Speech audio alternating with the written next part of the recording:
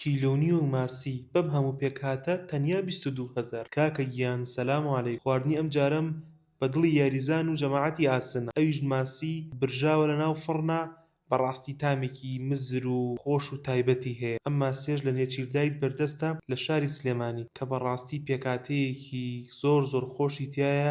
قارچک، گەنمەشامی برژاو، تەماتە، پیاز، تامێکی زۆر مزر و خۆشی هەیە ئەم ماسیە. جا بەو بەڕێزانی هەروە ئەزانن نێچیردایت بریتیە لە خواردنی دایت. نەخێر، هەموو جۆرە فاستفوودێکیان هەیە و تەنانەت برنجی ئاسایی و برنجی دایتیشی لەگەڵای ئەم ماسیە کە 2 قاپزەڵاتە، 2 برنج، قارچک، گەنمەشامی.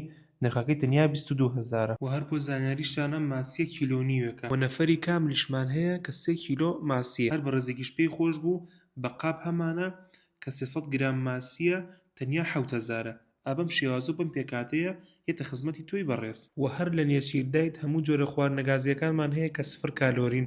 بۆستە بە قاچکەکەم بۆست نێچیردایتە بەر ناکەوێت. ماشەڵڵای دەبێ وەڵام خۆش.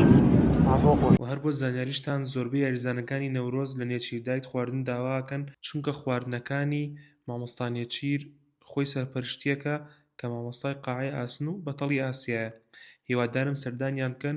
ناونیشانیش دەکەوێتە شاری سلێمانی پشتی پارکی دایک خوار تیتانجیم. هەر لە خۆشی شادیا بن و کاتێکی خۆش.